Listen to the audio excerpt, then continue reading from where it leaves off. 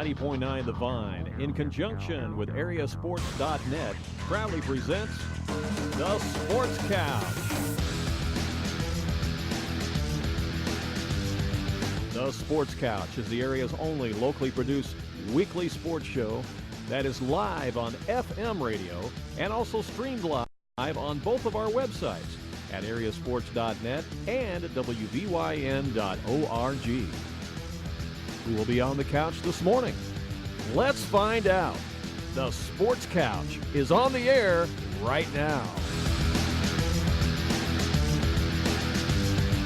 And it is 8:30 on a Saturday morning, and it is time once again for the Sports Couch here on 105.5 and 90.9 The Vine Radio, along with AreaSports.net. I'm Randy Olson, live in studio, along with Danny Ounsman. Danny, how are you? All right, Randy, good to be back. Yeah, the high school sports season is about to start again, and so here we go, another season of the Sports Couch. Where has summer went? I'll tell you what, June and July seemed like they were about 5 minutes long each. Oh, yeah, it just seemed like we just started summer, and now it's over. Incredible, incredible. It's a high school football season about 2 weeks away, and so a lot of football coaches are busy trying to prepare for that first week. And, of course, they're all in the same boat, Danny. They just don't have much time, and you can never, get everything into your playbook that you want to have before week one. But you do everything you can and try to build towards that week one opponent. Oh, yeah, and the heat and humidity come back this week, so that's a hindrance to them. It just takes a lot of your prep time for cautionary reasons. So supposed to cool off this week after the rain. I'm sure they'll all be glad for that, and hopefully they'll have a good week of practice here to get things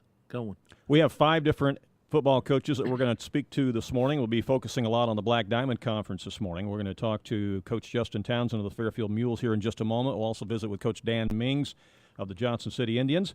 We'll also talk to Coach Brian Blades of the Hamilton County Foxes. Also talk to Joe Rivers of the Edwards County Lions. They are a new entry into the Black Diamond Conference this year. I'm sure they're excited about that, and I know the schools in the Black Diamond are looking forward to Edwards County joining them. And we're going to venture off a little bit into the Little Illini Conference, too, as we visit with our good friend Brian Tackitt, the head football coach up at Flora. Flora will see what they've got going this year.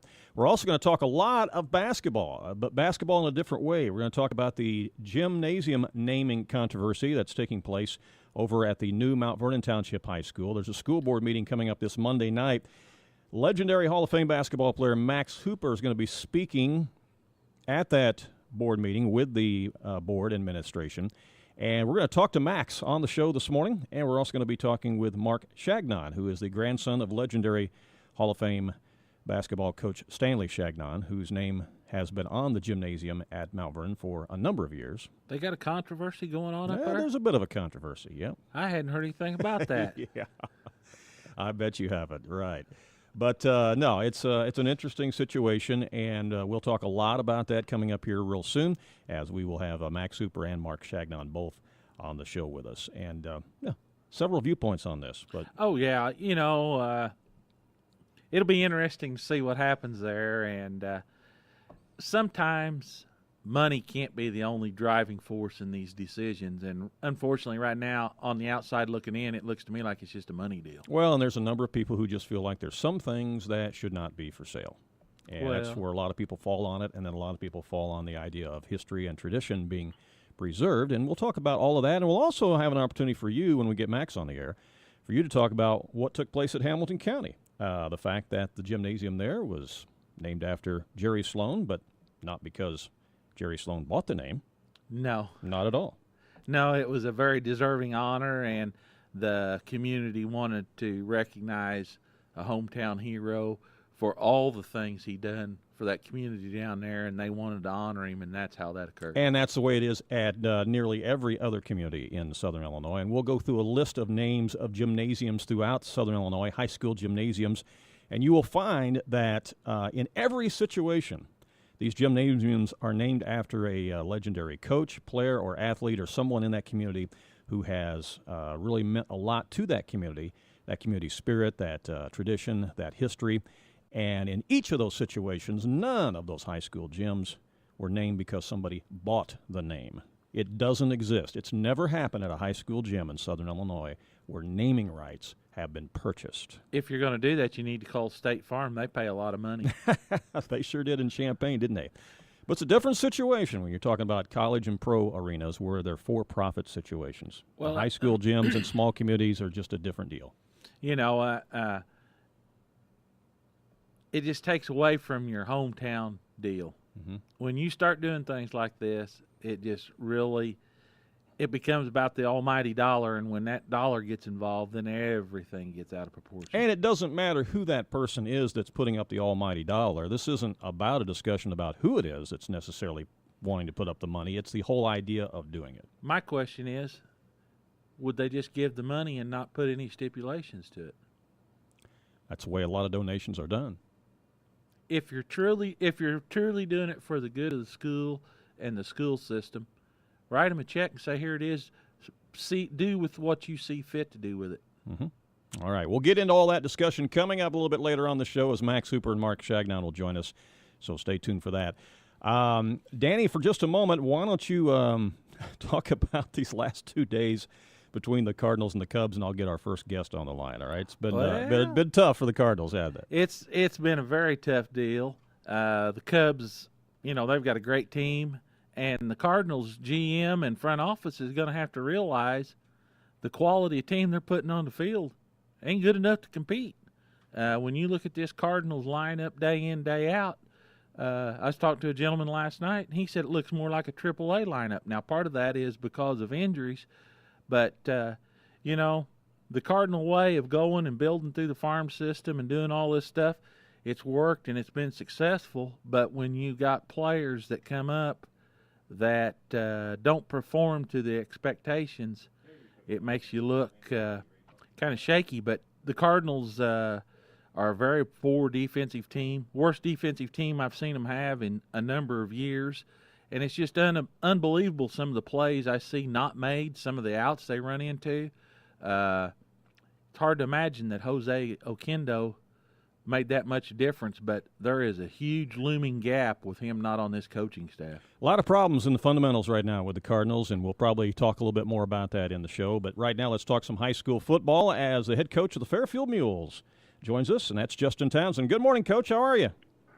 Good morning, guys. I'd be a lot better if this thunder and lightning get out of here so we can get on the practice field. Yeah, you got some things you want to do. You got a first week opponent to get ready for as you'll start week one at home against Chester, and you got a lot of planning to do, don't you? Yeah, not so much that. It's just that, today's the first day of full pads, and we've been working hard all week, kind of prepping for today. Then, the kids get excited, get to go out and see what they can do finally, and we can't get on the field because we're waiting for thunder and lightning to get out of here. So we think we may have an hour window where we can get out and definitely get some live action going, and then maybe get some guys on film and evaluate some things over the weekend. But it's all part of it. Safety first. So yeah, how's your numbers this year, Coach? How many have come out? Our numbers are great. We're pushing 60 in the program. Great. That's one thing. It seems like maybe some of the schools, the surrounding area, have dropped off. Ours have remained strong, and I think there's definitely strength in numbers. So we're pretty excited about that aspect. Mm-hmm. Talk about you got a pretty good returning core, Coach.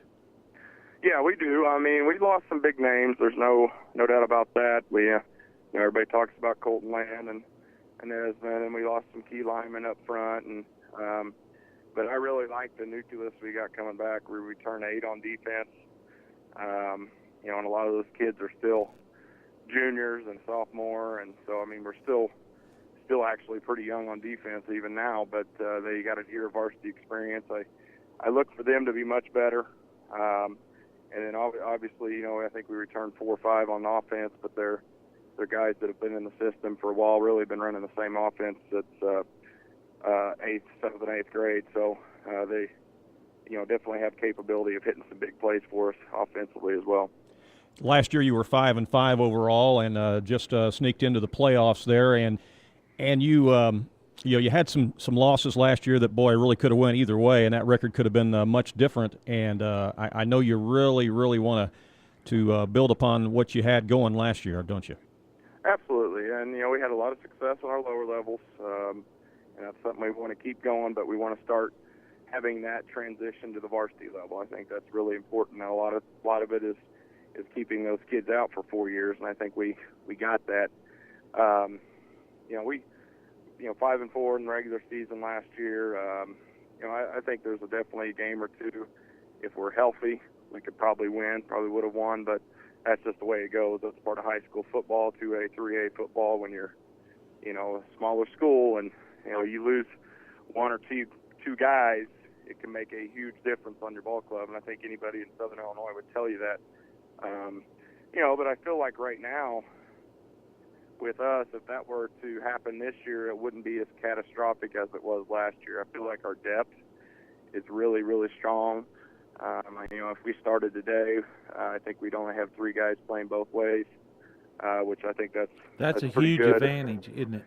Yeah, especially early in the year and school of 400 kids. I think that says something about the quality of players we have right now. And the other good thing is you have competition for spots at practice. It's not one guy's locked in and he knows it, and everybody's been pushing each other. I think that's maybe the biggest thing that I've been probably the most excited about this year so far is our energy at practice. Whether it's 8 a.m. in the morning or it's 6 in the evening, hot, rainy, whatever, the kids have came out, and for the 90 minutes we've been out here at a time, because we've only been allotted 3 hours practice, we've been going 2 days, the energy level has been tremendous. Tell us, I'm sorry, I was going to ask you, tell us what you were able to do in the summertime. What did you do this year as far as summer workouts? We'll do an all-school workout Tuesdays and Thursdays. That's where all athletes come in, and we do a lot of agility work. We do a lot of injury prevention work, trying to shore up those knees, try to avoid ACL injuries, shore up the shoulders, AC joint injuries, try to avoid them. We're really working our flexibility. And then Monday, Wednesdays are football days. Bring the guys in, we get a lift in. We'll divide the freshmen, they'll come for an hour, and the varsity will come for an hour, and just basically teach them the basics of the weight room, make sure we got good form, good technique. And then, we go to a few 7-on-7s, but last 2 weeks of July is mainly our football camp. We'll just go 5 days a week the last 2 weeks, and kind of build up to the season. So that's kind of what our summer's been. It's pretty busy. Our summer attendance was good, like it always is. So, I'd say probably 90%, 95%. So that's always exciting, too, and I think that benefits you when you start practice because, your kids have hopefully kind of worked themselves into shape. So.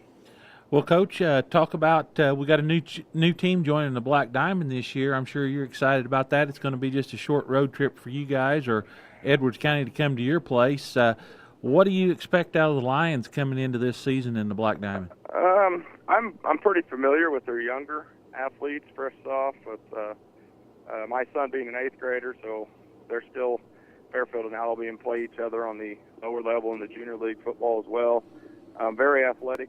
And then from what I'm hearing, they got some bigger, stronger kids in the upper class. So I think they're going to be very competitive coming in. I really do.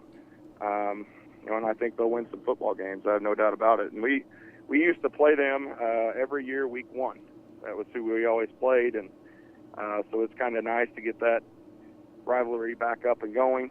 And, you mentioned the 20-minute drive. I tell you what, I'm not going to know what to do with ourselves on that Friday, not having to leave. So, Yeah. So I mean, it's going to be nice for a change. I guess that's the best way to put it. It's going to be nice to just hop on and take a 20-minute bus ride and they're ready to play. And I'm sure they feel the same way.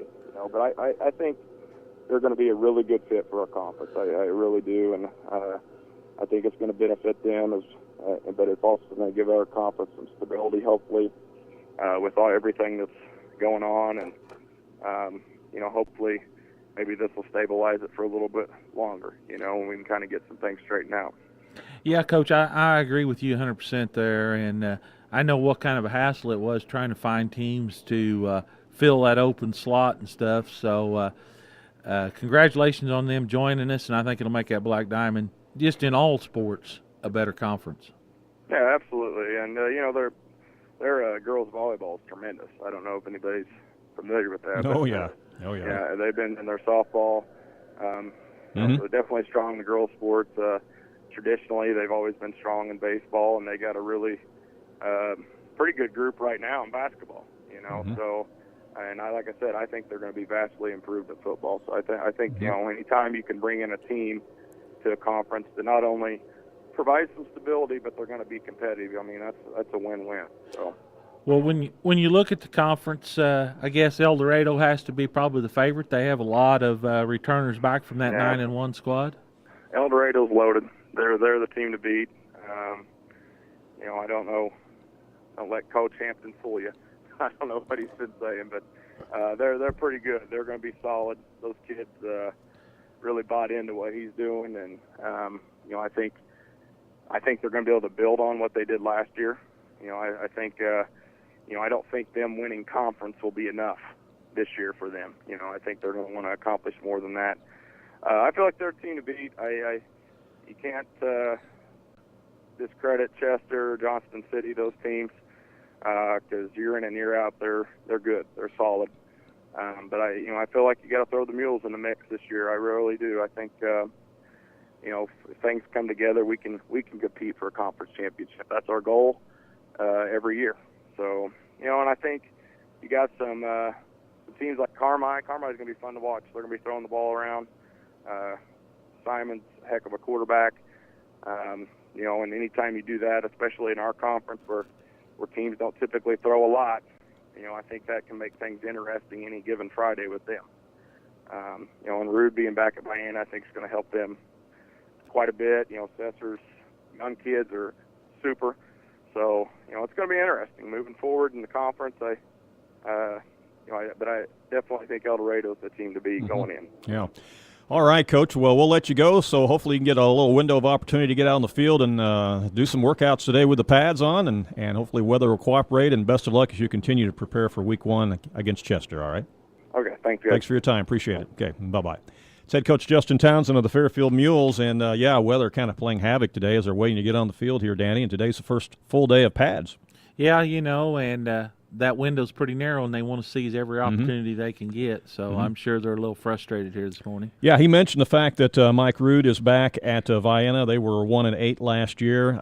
You got Simons does a great job down at Carmi, and they were 3-6 last year. Chester was 7-3. El Dorado was 9-1.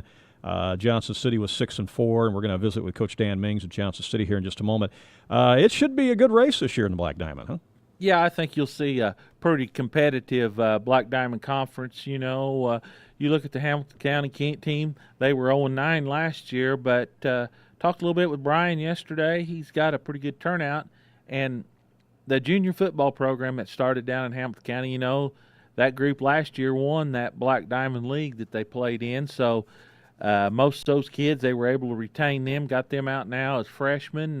They've expanded that program. So things are on the way, but Brian's also got some interesting things to talk about some guys he's got on board helping with the program that volunteered, and I think you'll be a little surprised when you hear some of the names of some guys that's been there. One guy that's been there and put a little time in this year is Carl Mock. Come back to hometown, and he's been out and talked to the boys and showed them a few things. So be interesting to see how things progress down there.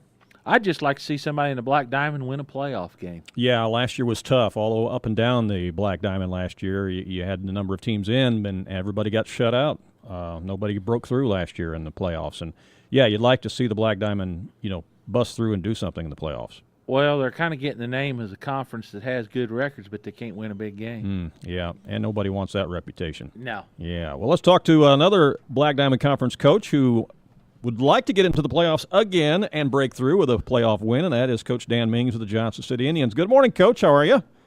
Good morning, Randy. Great to have you on the Sports Couch this morning. Well, here we are. It's the first day of full pads. Are you going to be able to do something today? Is this weather going to let you? Yeah, we got lightning, and it's pretty bad right here right now. So, I don't know if we're going to get anything done today or not. Yeah, we just talked to Coach Townsend at Fairfield. Same thing. They're sitting around waiting for a window of opportunity, hoping that they can get out on the field and do something. But the weather's not cooperating in Fairfield either this morning. Yeah, the power's off here. I mean, we need the rain and to cool off a little bit, but it's it is what it is. We've had a good week or 2 days, and we're it's okay to rest today. Yeah. How's the numbers this year? Are you happy with what's turned out for you? Well, I'm happy with what turned out. I always am, but the numbers aren't what they have been in the past. We've got 2 really small classes back to back with our freshmen and sophomores. So the numbers aren't what they have been, but I'm thrilled with the people we have. And that team last year that was 6-4. Talk about some of the key guys coming back to the Indians this year from last year's squad. Well, I think we're much improved this year over what we were last year. We've got a little bit more, overall team speed, and we've upgraded at several positions. So I feel like that we're heading in the right direction there. But you got Luca Goldoni, coming back as a junior running back, and Johnny Steve's our other junior running back. Alec Blades is our quarterback. He was our quarterback last year. We returned, Max Edwards, who's already signed to play offensive line for SIU at our tackle position. That's just to name a few, but we've got several kids out there that are high-quality football players. Well, Coach, when you look at the Black Diamond this year, what do you see? How do you see things shaking out here? It's going to be interesting. I think that I just sort of leave it at that. I think that there's 5 or 6 teams that have a chance to win the conference championship this year, and it just comes down to execution and those types of things. There should be a lot of good games throughout the conference this year. One thing nice, you got another group joining the conference. You got Edwards County coming in, and that should help stabilize things there. Yeah, it's, of course, I love Edwards County. It's where I got my first head coaching job, and, had I got paid, I probably would still be there. I really, really liked every day that I spent at Edwards County. So, with those guys coming into the conference and, every other year getting to go back where it all started, that'll be pretty interesting. I've got my first ever win, as the head coach of Edwards County, and, everything would have to line up perfectly. But I'm, just personally 7 wins away from 100, so that would come against Edwards County. If everything lined up exactly perfect, and it never does, for me. But that'd be pretty cool. I just really like those guys, and I'm glad they're in the conference. Yeah. Hey, another one of your former assistant coaches, Mark Goodhart, has taken over the reins as head coach at Mount Vernon. I'm sure you've had some conversations with him. We have over the summer. I haven't bothered him too much, during 2 days because I've been so focused on, getting us where we need to be. But, I know that Mark will be okay. He's got to reestablish, some traditional things that we, sort of did when we were at Mount Vernon. And I think Mark's the guy to do that. He's a Mount Vernon lifer, and, he's going to be great for the program. Him and Coach Fields, back together. And I think they made the right hire. They just have to be patient, let him, get everything established that he needs to get established. And then, of course, one of your former players, Robbie Kirk, still leading the charge down there at Sparta. And I know that puts a smile on your face. It does. Robbie is a guy that he just works so hard as a player. And, he absorbed everything that we threw out. Then obviously he went to college and played, and he absorbed everything that his college coach threw out. He's doing a great job making a name for himself, and there's going to be a day probably where we meet up and butt heads. Hopefully it'll be a playoff game somewhere down the road. But so much respect for Robbie and the things that he can do and has done and will do. And I just think that it's exciting, to have somebody that you maybe had something to do with being successful. That makes you feel good. Mm-hmm. And, of course, new head football coach down at SIU, Nick Hill. You've known him for a long time, not only dating back to his high school days, but when he played college as well. And, of course, here you've got that infiltration now from the Johnson City program into the SIU program, and that's really exciting for you and the fans and the parents, isn't it? Well, it should be. It's been a long time since we've had anybody play college football, at a Division I level, and now we have 2. Nico's there and doing really well as far as the kicking goes, and Max is coming in next year with already, has a full ride, and hopefully the following year, maybe Luca goes. And, it's just nice that he's getting back to looking at Southern Illinois talent. We have really, really good football players at Johnson City. That has nothing to do with me. They just have really, really good football players here. And, I think that, over the past couple of years, they may have missed one or two from Johnson City to play at that level.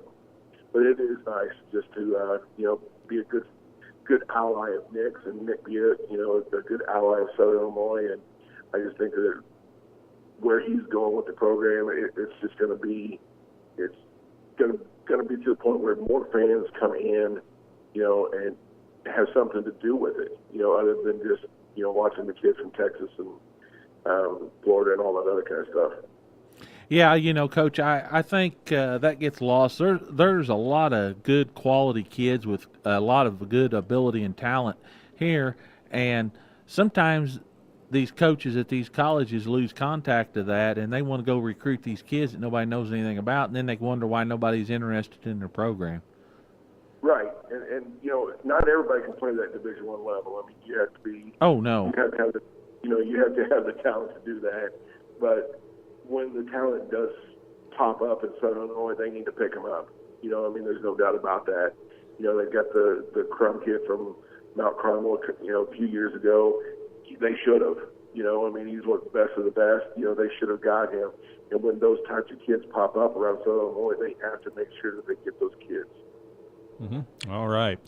Well, without giving away any secrets, any changes in the style or the way that you plan on playing football this year at Johnson City are going to be much the same as what we've seen in the past few years? Well, us, we'll be spread, we'll be wide open, throwing the ball probably every 3 or 4 seconds, just to make the game.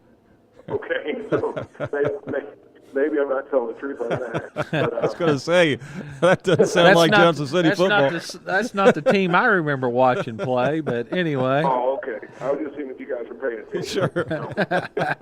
Sure. Oh, he was testing us, okay. Yeah. No, I think that it'll be the same with me that it always will, always has been. There's no real need to change up things too much. We tweak and we play around every year, so just what works, that's what we'll go with. Well, you've always been a believer that the games are won and lost at the line of scrimmage, and that's where the rubber meets the road, isn't it? Well, it has to be. If you can't protect, if you don't have protectors, then it doesn't matter what you do. You can't run the ball, you can't throw the ball. But if you have protectors and you can run the ball and throw the ball, you're awful tough to beat. And right now I think we've got a really good job of having those protectors, year in, year out, because that's what makes the team. You can find some fast kids to run straight, but it takes a special kid to get in a bloodbath every play, so that we sort of hang our hats on that as well. It's like an El Dorado or Chester or Fairfield, you hang your hats on the linemen, and Edwards County's got some big dudes, and strong, incredibly strong people. So, it's going to be an interesting year, I think. It's going to be maybe some year of surprises for some people. Yeah. All right, Coach. Well, thanks for your time this morning. And, again, I hope the weather clears off enough there where you can get a window of opportunity to get out and do some things, some workouts today with the players in the full pads. All right? I just hope the power comes back on. I'm a little scared to talk about. That would be the first thing, yeah. Okay. Hey, have a great day. Appreciate it. Take care. All right. Bye-bye. It's Coach Dan Mings of the Johnson City Indians. And, they're definitely going to be in the mix again this year, too, for the Black Diamond Conference race. It's going to be an interesting race. And, both Coach Townsend and Coach Mings have alluded to the fact that, Edwards County is a little bit of an unknown coming in, and they do have some size. So even though you look at their record last year being 1-8, hey, don't let that record fool you. No, because for one thing, the competition and the level they were playing, how does it transpire into what the Black Diamond was? They may have been 4-4 in the Black Diamond. Mm-hmm. You just don't know. Also, the unknown part of it. Mm-hmm. when you're not real prepared, I'm sure that if these coaches get a chance, the first opportunity they get to get some film and footage on Edwards County, they're going to all be scrambling to get it, to look at it, to try to get figured out what they're going to do. And we will talk to Coach Joe Rivers of Edwards County later on in the show. They will open up the season at Cesar-Valliere. That should be a great game. Mm-hmm. That should be an interesting first Black Diamond Conference game for those Edwards two County. teams should match up very well, I would think. Yeah. Also later on the show, we're going to talk to Brian Blades, the head coach of the Hamilton County Foxes, and we'll also talk to Coach Brian Tackitt of the Flora Wolves as we preview some more of the area high school football teams. But when we come back, we are going to talk about the high school gym naming controversy taking place at Mount Vernon Township High School. The new school is under construction. The kids will be moving in there and starting the new school year here real soon. And there's a situation going on where someone wants to buy and pay for the naming rights of the gymnasium. And so that's created a bit of a stir, and we're going to talk to Max Hooper and Marc Changnon, both coming up next on the Sports Couch. So stay tuned. We'll be right back with more in just a moment.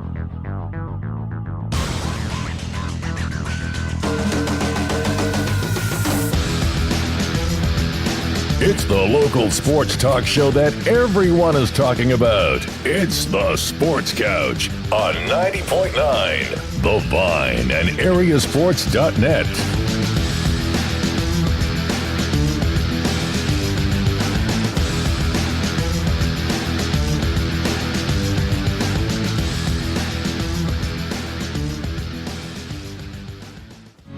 This is your home for best Christian music. WVYN, Blueford, Wayne City, Fairfield, Mount Vernon. And now on Translator, W288CO Centralia, broadcasting at 105.5. A service of Real Life Radio Foundation. The best Christian music, 90.9 The Vine. Hi, this is Ashley DeVoy with the Fairfield Banking Company. We've been strongly rooted in this area since 1892. Our foundation is strong and we offer a unique checking account for customers 50 and older. It's called the 1892 Founders Club Checking, and it puts your money to work with interest paid on balances of $1,000 or more. You've worked hard to build a strong financial foundation for yourself, and now it's time to reap the rewards, including free checks and paper statements. Learn more about the 1892 Founders Club Checking Account, available at the Fairfield Banking Company, 915 Commerce Drive, member FDIC, and equal housing lender. Underwriting on the Vine is made possible by Fairfield Printing and Graphics. They specialize in screen printing of t-shirts, sweatshirts, and hoodies with your favorite team name and colors. They also do printing of envelopes, stationery, posters, and business cards, and they also make outdoor banners in a variety of sizes and colors. Fairfield Printing and Graphics is located at number 5 Williamson Drive in Fairfield. Their phone number is 842-4048. Real Life Radio is grateful for the underwriting support of Taylor Flooring in Mount Vernon. Located at 328 Main Street in Mount Vernon, Taylor Flooring specializes in the sales, service, and installation of top brands such as Mohawk, Southwind, and LW Mountain. 100% locally owned and operated by Mark and Sherry Taylor, Taylor Flooring in Mount Vernon has your flooring needs covered. Their phone number is 315-6004.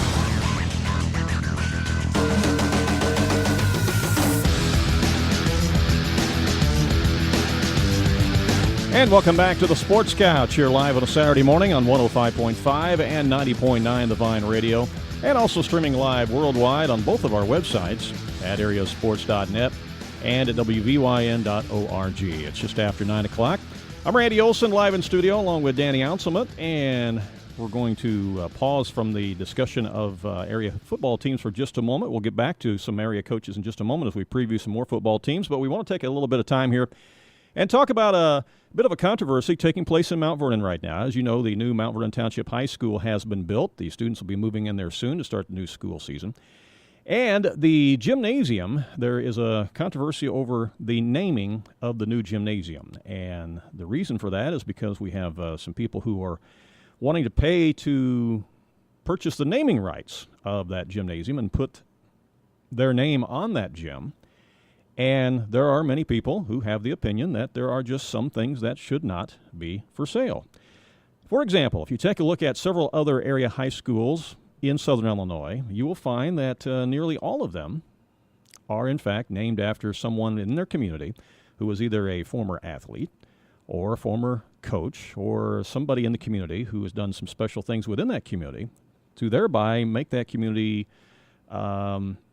rally around that person and the memory of that person and carry on a tradition or a history within that community. I'll give you some examples. In Albion, you have Linda Oxby Gym. In Benton, you have Rich Heron Gym. In El Dorado, you have Duff Kingston Gym. In Olney, you have Ron Heron Gym. In Centralia, you have Trout Arena. In Flora, you have Conley Gym. In Harrisburg, you have Davenport Gym. In Salem, you have B.E. Gum Gym. In West Frankfort, you have Max Morris Gym. In Marion, you have Cuss Wilson Gym. And, Danny, the list goes on and on and on. In Hamilton County and McLeansboro, you now have Jerry Sloan Gymnasium. Right. You know, and none of those names were bought and paid for. None of them were. Chagnon Gymnasium in Mount Vernon has been a gymnasium that has stood for many, many years. And since 1984, it has been named Chagnon Gymnasium after legendary Hall of Fame coach Stanley Chagnon. Coach Chagnon coached the Rams to back-to-back state championships. One of the players who played for Coach Stanley Chagnon is Hall of Fame player Max Hooper, and he joins us on the phone right now. Good morning, Max. How are you? Good morning. I'm doing fine. Hope you guys are well. We are, and it's so great to have you on the Sports Couch this morning. And I know that you are concerned about this situation at Mount Vernon, and not so much about who it is that's, trying to purchase naming rights for the gym, but the fact that you, like so many other Mount Vernon residents and Ram fans, feel like the name of Stanley Chagnon should be carried on to preserve that history and that tradition within the community. Well, Randy, that's right. There are several things that I really have to disagree with. Number one, I don't look at it as a controversy. I don't think we should ever look at it as a controversy when you're talking about the tradition of Mount Vernon High School, in particular sports programs and other programs. Their music, their debates, and their school plays and so forth. Mount Vernon has a great history of tradition. I detest the terminology of purchasing rights. I think of Major League. You've been to a Major League Baseball game, I'm sure, sometime in the past, and you go to a Major League Baseball game today, and it looks much like a minor league field. And the reason is that the outfield walls are full of advertising. There's advertising all over the hallways. There's advertising so that the TV people can get that on their television. Probably advertising in the restrooms everywhere. And I just don't see that. I don't believe that with the history that Mount Vernon High School has, that we need to purchase the right to put somebody's name on that gymnasium. Stan Chagnon was a very disciplined person, a great personality, one who had good ball clubs. All the ball players that I've talked to tell me that Stan Chagnon meant a lot to them and did a lot for their life. I talked to Albert Avant, and Avant, as you know, was the big gun in the Mount Vernon's victory over DuSable in 1954, when DuSable was just a shoe-in, and Albert played a great ball game, and Mount Vernon won that game. Albert said that Stan Chagnon has been a guiding light in his life. Albert went to Marquette. Albert was the first black to play in Marquette. Walter Moore went to the University of Illinois. He was the first black to play at the University of Illinois. We have a tremendous history, not only of competition on the court, but of what young people who have gone through that system have done in life. And I know that there's a situation in Mount Vernon where people have come forward and, or at least one has, and promised to contribute money to name it for one of their family members. But I don't believe that Mount Vernon, or at least the high school, should take that as a signal that that's the right thing to do. I know they need the money. The state of Illinois has been strapped financially, and therefore schools like Mount Vernon have had to suffer in trying to complete building projects, and there's even some talk that schools may not be able to open because of lack of funds. So it's a very difficult time. And as you know, I'm going before the board on Monday to talk about that. It won't be easy because you can't step on a lot of toes and hurt people's feelings.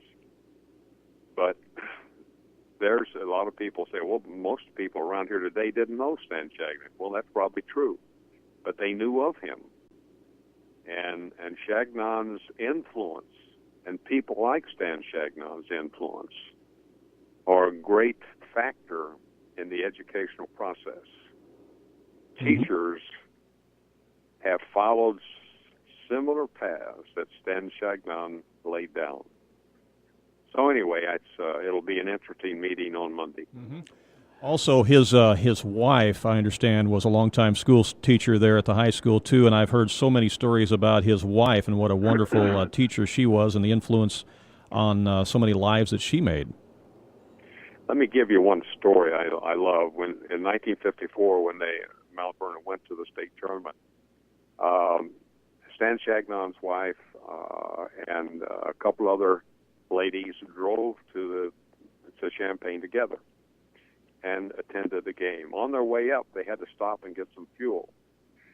And when they did, the attendant, and then those years, the attendant came out, pumped the gas, cleaned the windows, went and things, and so forth. Said, well, where are you ladies head to?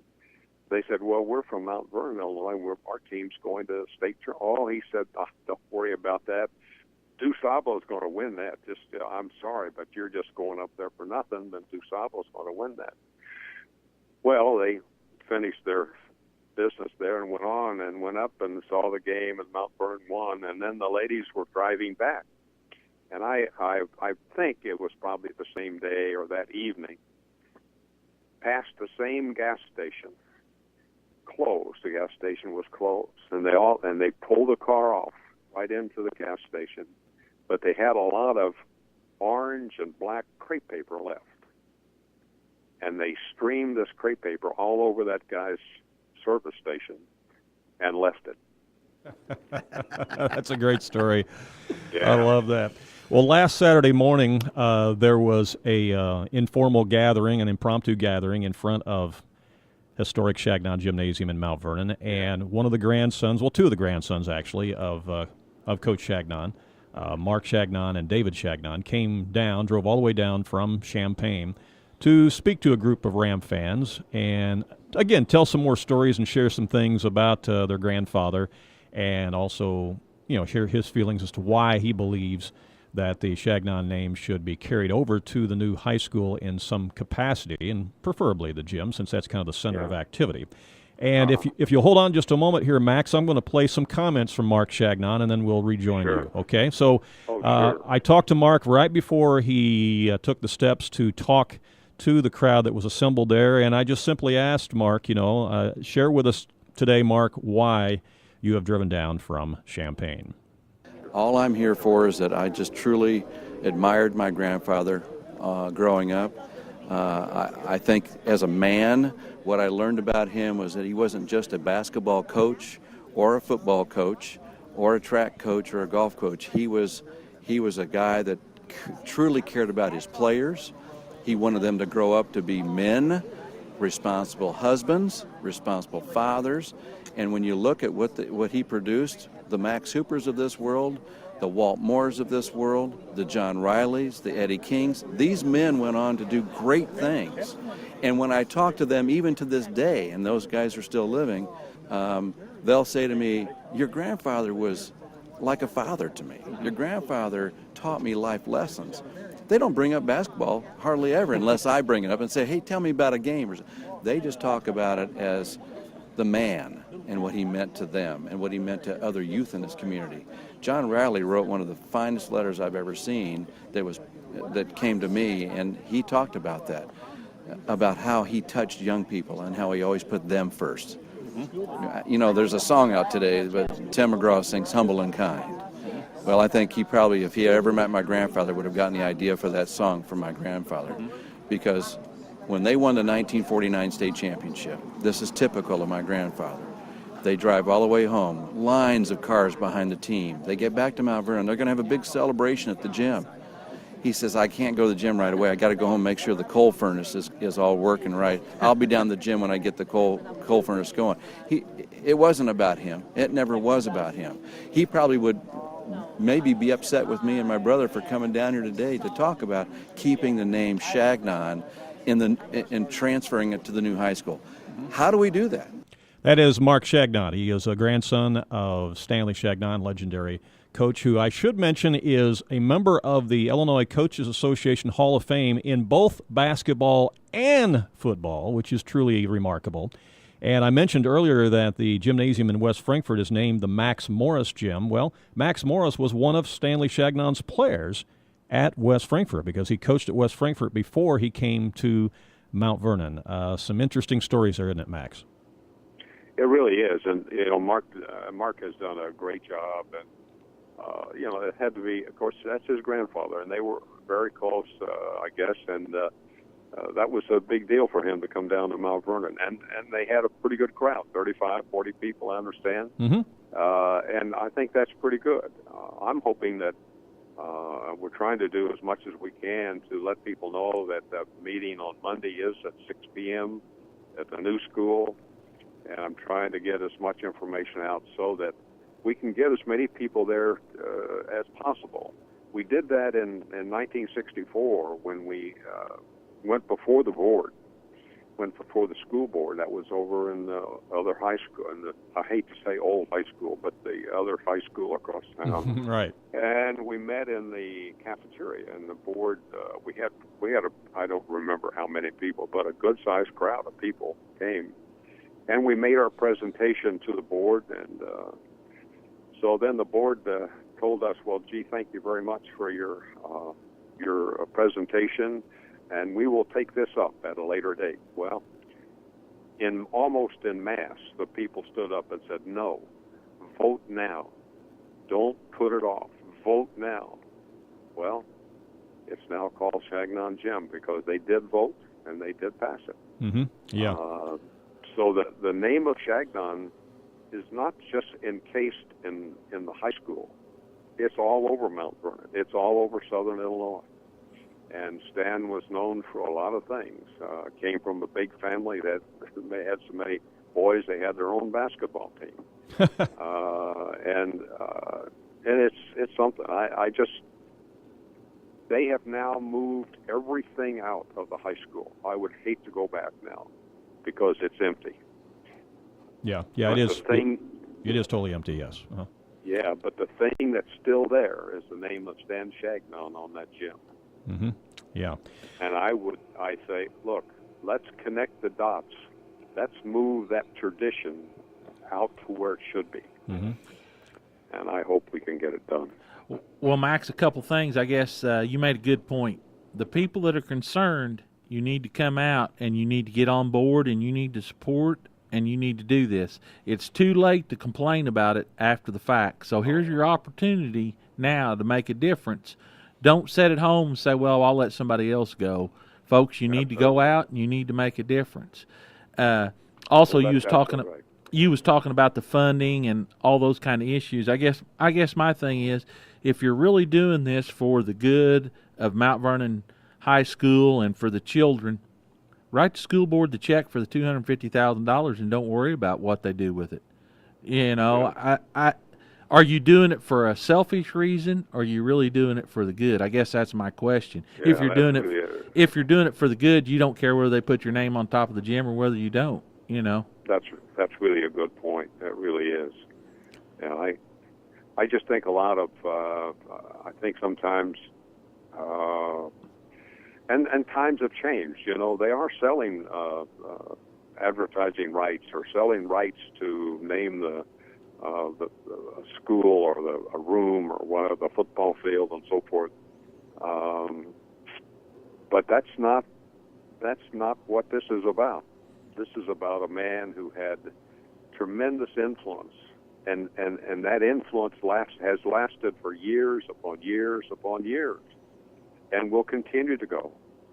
Will they stop that tradition? Yeah, well, and a question I have, Max, is the fact that, we teach history classes in high school, okay? If we don't care about history and tradition anymore, then why do we teach history classes in high school? Yeah. This is about preserving that history and that tradition in Mount Vernon, the name Changnon, and moving that forward for next generation after generation to learn from and be informed about, because of the great example that he set for not just those of you who played basketball for him, but for everybody else in the community. I heard stories from some of the other old-timers that were there last Saturday talking about how him and his wife lived in the same address for many, many years there in Mount Vernon. They had a garden in the back, and that they were always just handing out, free vegetables and things to anybody in need that came around or came by and needed them. And that's just how they were. They were very giving people and very unselfish people. Yeah. Yes, they were. Well, also, Shag had a great staff, and not saying that they don't have a great staff now. I don't mean that, but the people that Stan Noble Thomas and Scotty Gill and Harold Hutchins, they were like him. I mean, they idolized the man. I'll tell you another story. Stan Changnon won 2 state championships, 1949 and 50. He also coached the team that took 3rd place in 1952. At that time, Harold Hutchins became coach. Stan wanted to step aside, which he did. And they went to the state tournament in 54. Well, I said to Albert, I asked Albert Avan, I said, Albert, did Coach Changnon have any influence on the ball club in 54? He kind of laughed a little bit. He said, Harold Hutchins coached the players. But he said Stan Changnon coached Harold Hutchins. So Shag was really a very strong influence upon the 1954 championship as well. Mm-hmm. Yeah, some amazing stories. I have offered a suggestion on something that they might consider as far as moving that name Changnon forward. There are a lot of people who have said, Max, that you can't really call it Changnon Gym because there'll only be one Changnon Gym, and that gym that sits there in Mount Vernon right now with his name on it, of course, still has the restraining line and the old original wooden chairs, and the stage with the chaos corner and all of that. And so you can't ever really replicate that again to really call it Changnon Gym, and I'll agree with that. So my suggestion would be, what if we went forward with a name such as Changnon Center? And I say that because, high school gymnasiums are often supposed to be the center point or the focal point of a community, not only because of the basketball games and the volleyball games that are played there, but also because of the graduations, the musicals, concerts, and things like that take place. They are the center point of a community and of a school. So if you carried the Changnon name forward and you gave it a name like Changnon Center, I think we all could probably get on board and agree with that. You look at the folks up the road at Centralia. They had a similar discussion for a few years there with Trout Gymnasium. They closed Trout Gymnasium, which, again, was another iconic place that was just very unique in terms of basketball annals. And, as they moved forward into their new school, they started off by calling it CHS Arena, CHS standing for Centralia High School. Well, after a few years and much discussion and talk, there was, again, a lot of local residents in Centralia who wanted to preserve that name Trout and move that name forward because of their rich tradition and history. And so now they have changed it, and it is known as Trout Arena.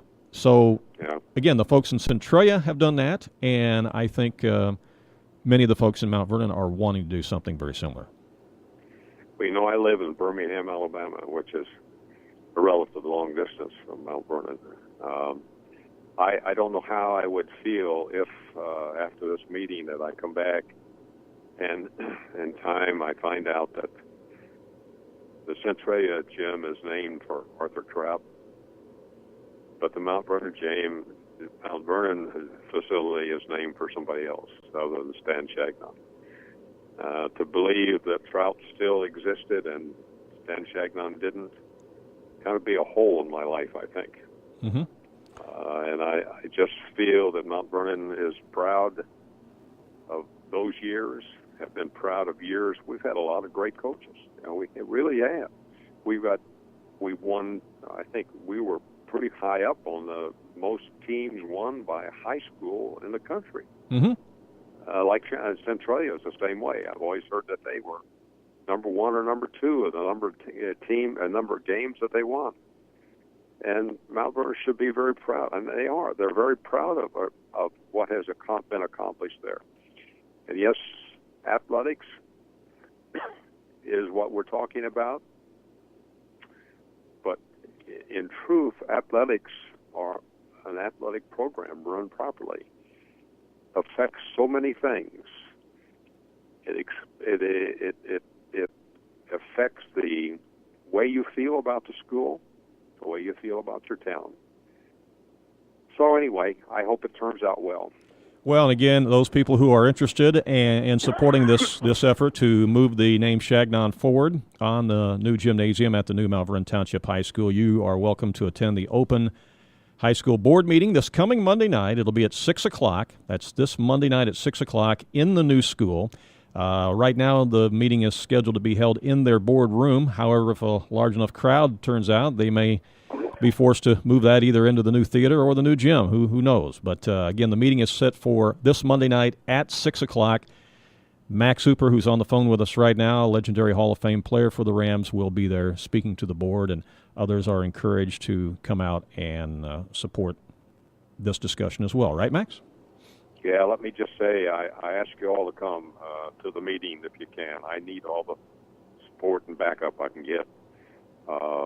So I look forward to seeing a lot of people at that meeting. I look forward to standing in front of the board. I look forward to getting to know the board members better. And I just hope that we can present a program that makes a lot of sense to those people who on the board might feel differently. And I don't think they really feel differently. I think the real crux is the money involved. There has been money that has been committed, or at least said that they will do that if certain things are done. And I know the school needs money. How can we convince those who are giving the money to give it, and give it in a form of being sure that the name of Changnon will move forward? So, yeah, and if Andy, thanks for calling. Sure, you bet. And I'll say one more thing real quick. If the person or people who are giving the money, if they really, really think they have to have their name on something in order to make that commitment to give the money, there are plenty of other things that can be utilized to put a name on, such as the driveway out front or parking lot or any one of a number of things. But when you talk about the center of activity of a school and of a community, such as what's going to be the new gymnasium at the new Mount Vernon Township High School, it seems only natural and appropriate to have a name on that gymnasium that is something that's built deep into the history and tradition of Mount Vernon, and that, of course, would be that Changnon name. Yeah, I think you're right. No question about it. All right. Well, Max, thanks so much for joining us this morning. Thank you. Have a safe trip up from Alabama. We'll see you Monday night at the meeting, okay? Okay, pal. Look forward to seeing you all. All Bye-bye. right. Thank you. Bye-bye. Max Hooper, I should mention that Max went on and played college basketball at the University of Illinois, Danny, and what an eloquent, excellent gentleman he is, and very soft-spoken, as you can tell. And this whole situation is pretty troubling to Max, as you can tell. Oh, yeah. I mean, it's troubling to a lot of people associated with Mount Vernon High School. And like I said, if you're doing it to help the school and for the betterment of the children's education and stuff, you shouldn't have to have your name on anything. You go back to Jerry Sloan Gym, Randy. Mm-hmm. Jerry Sloan done a lot of great things in Hamilton County. Right. Mm-hmm. This was Hamilton County's way of honoring one of their greats. And, he built Kids Kingdom. It doesn't say Jerry Sloan's Kid Kingdom. No, it doesn't. It just says Kids Kingdom on it. Mm-hmm. They went out to Dolan Lake, him and his wife, Bobby. They built some cabins for people to rent and stay in and enjoy the lake. It doesn't have on the front of them Jerry and Bobby Sloan cabins. Mm-hmm. they gave the money and done those projects. They gave $40,000 to build a greenhouse for the students at Hamilton County High School. It doesn't say the Jerry Sloan Greenhouse on the front of it. People know he would have really just as soon made the monetary donation and nobody ever knew where it came from, because that's the type of person he is. Well, and I just believe, again, that if you allow this to happen, if this does go forward, if the school board does make the decision to do this in Mount Vernon, I think it opens up such a precedent and goes down such a slippery slope that has never, ever been done in Southern Illinois, because nobody listening right now can name me one high school gym in Southern Illinois that's been named because of naming rights. Can you? No. No, because there isn't one. No. So why... Do you want to be the first? Yeah, why does Mount Vernon want to be the first? Why do you want to go down a slippery slope and open that can of worms? I don't know, Randy. I mean, I really don't know. There's a lot of things at Hamilton County High School that they would have liked to have done different. They would have liked to have had bigger. They would have liked to have had better. They had an $18 million budget, and they knew that's what they had, and they stayed in it. They didn't spend $15 or $18 or $20 million more than they had, and now trying to be scrambling and doing things like this to cover some mistakes that was made by people. So, I mean, you can talk on this subject for hours and hours and hours. But you're still a community, and if you're not real careful, you won't have a community. All right. So, again, the meeting is Monday night, 6 p.m., the school board meeting at Mount Vernon. It'll be at the new Mount Vernon High School, and that is out across the interstate. That'll be south of Coles and all that area down in there. So, anyway, chance for you to see the new school and also attend that meeting. Hey, when we come back, we are going to talk some more high school football. All right? We're going to visit with 3 more coaches before 10 o'clock, and we'll have Coach Brian Tackitt of the Flora Wolves on the show with us next. Stay tuned. It's the local sports talk show that everyone is talking about. It's the Sports Couch on 90.9 The Vine and AreaSports.net.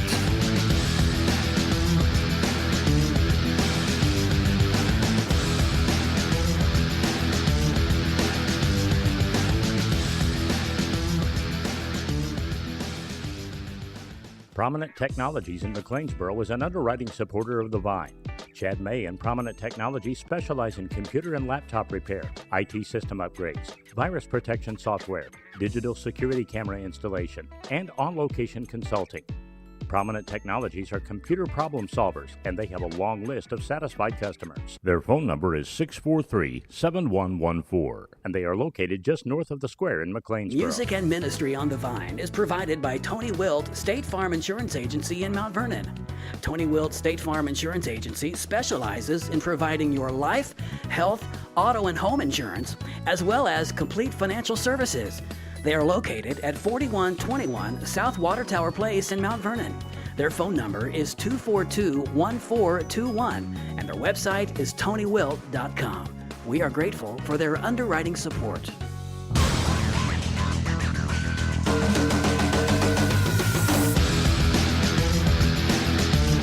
Welcome back to the Sports Couch here live on a Saturday morning on 105.5 and 90.9 The Vine Radio, and also streaming live worldwide on both of our websites at AreaSports.net and at WVYN.org. I'm Randy Olson, live in studio along with Danny Ounsema.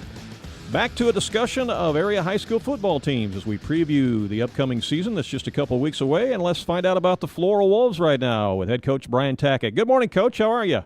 Good. I'm doing good. How are you guys doing? Good Great. morning. How's the weather in Florida today? Are you able to get out and do anything this morning? Yeah, we are. Last night when we broke, I told the guys to bring everything, prepared for in the gym or outside or whatever, but it just rained a little bit overnight, and we got out here about 8 o'clock, and rain to the south of us, and I can see some rain coming from the north, but I think we're going to get our practice in. Well, that's good because we had Coach of Fairfield and Coach of Johnson City on with us earlier, and neither one of them could do anything yet because of rain and lightning at their respective schools, so they weren't able to do anything yet this morning, but it's good that your Wolves are able to get out and do something. Yeah, I wondered when we came out, I let them sleep in a little bit today. We didn't start till 8, but south of us, I wondered if Fairfield was getting getting some rain because we could hear thunder that way. Mm-hmm. Well, talk about your numbers this year. How many guys you got coming out, if you're happy with those numbers, and some of the returning key players for the Flora Wolves this year? Yeah, we got 42 out this year. I mean, you'd always want to have more, but the 42 we have is the 42 we want, and they're a good 42. Our strength this year, as far as by class, is going to be our seniors. We have 18 seniors, and a lot of those kids started and played a lot of sophomores. And 2 years ago, we were just 1-8, and they took some lumps, but they had a lot of good experience that year. And last year, I think we saw, our improvement at 4-5, and that's why this year, with leadership behind that solid core of 18 seniors, we hope to pick up that 5th win, or hopefully 6 and beyond. But within that group, our quarterback, Chris Scott, it's no secret he's probably the main threat for us. He's a senior, and he's been in that spot for 3 years now. Trevin Smith's a good running back for us. He's also a senior. He started at our tailback position last year and played there as a sophomore. Our whole offensive line this year now is four seniors and 1 junior. The junior being Drew Hout, which he started last year as a sophomore. Outside guys, we're kind of led with, Jordan Wink at receiver, and he was all-conference guy there as a junior. So we got experience in just about every position, offensively and defensively. We bring back all of our secondary and all of our linebackers. We did lose some good kids on the D-line last year, but we got some kids I think they're going to step up again, seniors who have got experience as reserves and are now expected to step up as starters this year. So we got a good 42 kids this year. Well, Coach, when you look at the Little Illini Conference, who do you see as maybe the favorite in that group? Well, I think Newton last year won at 9-0 in the conference, so I'd say conference goes through them, and they're going to be good. And they lost, some good athletes too, but they bring back I think 4 of their 5 linemen, and their running back is tough, and man, they're going to be, I think, the team expected to probably win conference. They won it last year, and understandably so. We opened up with Marshall, and last year Marshall lost a close one to Newton. That was Marshall's only loss in conference. So Marshall lost a good slew of athletes too. But the program's just so good. Coach Evans does a great job. I'd say Newton won, and then they'd probably expect Marshall too. And then after that, I really, really think that there's no reason why we can't expect to compete with those guys on the field. And then, I don't know, 3 through 6 or 7, man, it could just be just about anything. I mean, Lawrenceville was really good last year, but they lost a bunch of kids and only lost a lot of their linemen, but they're really, really good at the skill positions. And, Robinson's, Casey, they were down last year, but they're strong, proud programs. You got to know they're going to be back. But 3 through 7 or 8, I think, could just be about anybody. Well, you mentioned that you were 4-5 last year, and really, if the football bounces a little differently in 1 or 2 of those games, you quite easily could have been 5-4 and maybe got in the playoffs last year. Yeah, that last game with with Red Hill, we're both 4-4, and we were at 14-0 in that game, and of course they had Dalton Murray quarterback. That kid was just so good, and he broke a couple and got them going. But we felt like that was a game that we really, really could have won. We went to Lawrenceville and played them really well. And they were really tough last year, and we were 14-0 with them late into the third quarter. And again, we lost. We caught a couple or tough breaks in that game to where it could have been 7-7 or at least 14-7. So yeah, we know there's sort of opportunities that we left off the board last year, and we want to make sure we grab those this year to get 5 or 6 or 7 wins. Mm-hmm. All right. And with Edwards County leaving your conference in the Little Illini, does that leave a hole in there, or did somebody else move in? Yeah, well, we got I'd hate to be an AD in our conference, for the years to come. I know it's so tough. A few years ago, we went up to Moment, about a 4-hour drive to get that 9th game. But we got lucky this year. Week 8, which we did play Edwards County, we're going to Carlisle. So, it's not too far. It's about an hour drive for us. They were 4-5 last year. We play them in baseball, play them in basketball, so we know their athletes a little bit. I know they're going to be very good. But again, it's a game that we're going to step on the field with and know we can can compete with them. And that was a week that we won last year. We beat Edwards County, so just because it's Carlisle, we got to expect to win that week too to ensure we get to the playoffs this year. Well, that'll be a good matchup because Carlisle's about the same size enrollment-wise as Flora as well. Mm-hmm. Yeah, I know, and there's some teams in the conference that are, Tolono Unity and having to play Monticello and St. Joe Ogden, which are just really, really good programs. Right. And we feel fortunate to get a school close in proximity, close in enrollment, and someone that we know we can out there and compete with. Mm-hmm. Well, Brian, we'll let you go. I know you're having practice right now. We'll let you get back to that and get ready for that opening game against Marshall. But we appreciate your time this morning on the Sports Couch, and best of luck to the Wolves, and we'll talk to you during the season, okay? All right, sounds good. Thanks, Randy. Okay, appreciate it. Okay, bye-bye. Yep. Bye. That is Brian Tackitt, head football coach of the Flora Wolves. And, you can relate to that, Danny, the fact that the scheduling nightmare now, again, for the Little Illini Conference coaches and ADs, trying to fill an open week since Edwards County moved out and into the Black Diamond, and they've got a hole in the Little Illini. That gets pretty interesting and pretty difficult to do sometimes. It results in a lot of travel. It usually results in, like last year in the Black Diamond, it was teams, the Hamilton County Foxes had the Massac County Patriots. And, you're basically looking at a 3A versus a 2A. Some of them, I know Johnson City played a 4A team, which Dan Mings thought that was just a strengthening for his program, but there's a lot of difference in his program and some of the other programs in the Black Diamond Conference. And it really does. It creates a big hole and a big disadvantage, and it made for a lot of long travels. And so it's nice to have a full conference schedule so you don't have to do that, but there's talk of Chester Yellow Jackets wanting out of the Black Diamond Conference, and it'll be interesting to see if that takes place. Chester's got to make the long trip to start at Fairfield to begin the season, so that's a big travel date right there. So anyway, it definitely creates football, especially football's the biggest problem because you got to have the 9 games. You don't want to really take a forfeit win. They always want to go and play. So anyway.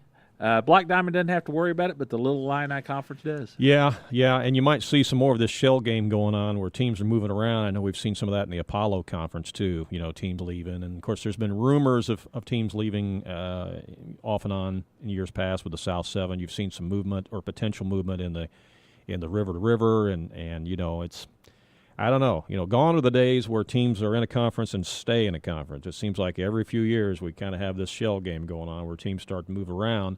And that's part of the problem with football. Thank you, IHSA. Yeah, that's part of the problem with football in that not everybody makes the playoffs in football like they do in basketball and some other sports. And so you've got to get 5 wins to make yourself – You got to get to where you can compete. Yeah, and you got to get yourself playoff eligible with 5 wins. And so – naturally, teams are looking around for opponents they can play that gives them a chance to win, and it sometimes creates a real problem for the schedule makers. No doubt about that. We're trying to connect with Joe Rivers, the head coach of the Edwards County Lions. We're also going to talk to Brian Blades of the Hamilton County Foxes coming up between now and 10 o'clock. And you mentioned the fact that some new people helping out with the football program in Hamilton County this year. Yeah, Brian's got some new people that approached him about volunteering and helping out with it. I'll let him. I'm not going to break his bubble there because I know he wants to kind of talk about some of those people because he's very appreciative about some people that stepped up.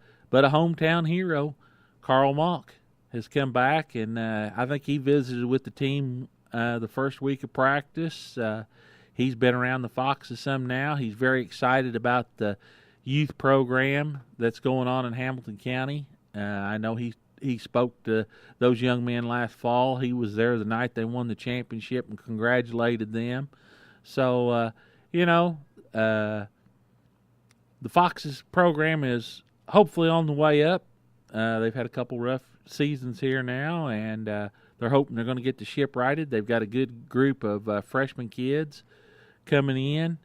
But when freshmen play seniors, there's just going to be a growing pain there. So, anyway, I think he's pretty happy with these numbers down there, and we're going to see if Randy's got him on the phone. Yeah, we got Brian Blades, head coach of the Hamilton County Foxes, on the phone right now. Good morning, Brian. How are you? Good morning, guys. How are you guys? Great. Are you trying to? Yeah. Are you trying to play some football this morning? You doing some workouts? How's the weather down there? Well, we're rained out. We got about 45 minutes in, and we had to call. We got a few lightning strikes, so we ran them off the field. We had sat in the locker room, covered a little bit of defensive strategy for another 20 or 30 minutes, and we just sent them home. I just got to Ferris's. We're going to have a little breakfast and a little coaches meeting this morning. Well, nothing wrong with that. That sounds good. I know the weather was playing havoc both in Johnson City and Fairfield this morning. We talked to both those coaches, and they were sitting around waiting and hadn't been able to do anything yet. So I don't know if they ever got on the field or not, but the weather's kind of playing havoc with everybody this morning. Well, we came in. We got in a little before 8. We got out on the field at 8. We got wet, that's for sure. We all walked out soaking wet, but we got about 45 minutes on the field. About 45 minutes we got out. Started working a little defense this morning, but we didn't get very far, guys. We had to cut her short. Well, Brian, I was telling Randy, you was telling me yesterday about some of the new volunteer coaches you've got that's come forward that's really got you excited. Talk a little bit about your coaching staff, and then talk about your numbers and your team this season. Yeah, well, first of all, we had Coach Ray Miner came in. He coached about 7-8 years over at Benton JFL, coached 7th and 8th grade. He's my offensive line and linebackers coach, and Coach Miner is very energetic. He's very knowledgeable, loves the kids, just loves the atmosphere, and he's excited to be here. And believe me, I'm excited to have him. He's tremendous help. Got a lot of experience, played a little bit of college ball, played on some of Benton's good teams back in the early 2000s. Said he only lost a handful of games his whole career, which I can kind of remember when all that was going down. So he's good experience, good help. Kids like him. Also got another Benton guy. We're about half Benton staff. Coach Robin LeBoux, he came over, gave me a call early in June, said he'd be interested in helping, and he's come aboard, and he's been great help. He kind of bounces around. He's got 20-some years experience. He's coached at Benton, Chester, Pinckneyville. So he's been around the block. He knows what he's talking about. And he's same thing. He's real laid back. He's great with the kids, and he can relate with them, and he knows what he's doing. And that's been a tremendous help. And then we got Dave Harmon came on and coached the JFL team we had last year to a championship. And, I convinced him to follow his son's team up, and we're going to put him with Coach Miner, and we're going to do some damage at the younger level. We got obviously have a lot of talent coming in at the younger level. So we're working out with that. So we're excited. Things are looking up. We've revamped a lot of stuff. We're changing our offense and defensive schemes completely. So we've got some new stuff on the table. We're trying to tighten the reins up, get these kids after it, and, attitudes have been great. We have about every kid buying into what we're doing, which that's half the battle right there. And, we're showing a lot of signs of life. I jokingly over lunch the other day told Coach Bowie, I said, this time last year we'd probably be installing play 5 or 6 at this point, and we're already through most of our playbook right now. We're just going through the motions of tweaking out and crafting things the way we want it now, which is way better for us. So having a lot of extra help makes a big difference for us, and I expect that to translate into some wins this year, gentlemen. I think that's going to having more coaches alone is just going to make a difference in a couple of games for us overall. Well, talk a little bit about your numbers, Brian. Have you got pretty good numbers out? Well, I'm starting to hit a learning curve here. It took me about 3 seasons. We started out, I had about 80-some kids pledging to play in the spring, and, that's one thing I will say. I was disappointed in our summer practices. It seemed like when we had kids show up sporadically, it wasn't a lot of consistency. We had about 20 or some kids that consistently came, but there was a lot of kids sporadic. And that's the thing you deal with these days, especially in June. You got basketball and you got Legion baseball. And kids are playing other sports. They're out there getting their exercise and they're getting their workouts in. It just hurts a little bit when you're if you want to try to install something, I guess that would be my only complaint. It's hard to install anything. But like I said, fortunately for us, having more coaches and getting things worked in a lot quicker than normal has made a big difference for us going forward. And it should, help us out a lot in that aspect. But, we're down. We got 50-some kids, between 50 and 60 kids right now, which is still pretty good. That's close to what we had last year. A lot of kids at the younger level. It's our upperclassmen level or numbers that are kind of tapered off. But, hey, I'll say this, the ones we got are good. I don't feel like we're missing too many kids that we need. There's probably a handful of kids to be out here playing with these boys, but have chosen not to for various reasons, but that's okay. You know, like I said, we're gonna take the ones we got, and the ones we got, the attitude's great, and they are working their tails off. Well, that's good, Coach. Hopefully, things will bounce your way a little bit this season. You got to be excited looking at Edwards County coming in. You know, you get another school your size. You didn't have to go out and find some opponent that was much larger and from another conference or anything like that. It's not a long trip to Edwards County or for Edwards County to come to Hamilton County. I think it's going to be a great fit for the Black Diamond. Oh yeah, absolutely. You know, but honestly, I didn't mind it. I kind of like playing some of those out of conference teams. It's nice to get a fresh look at another team, especially a bigger school. You know, if we had the opportunity to play one or two bigger opponents, I would jump on it in a heartbeat. I think it's good for the kids. It's a learning curve.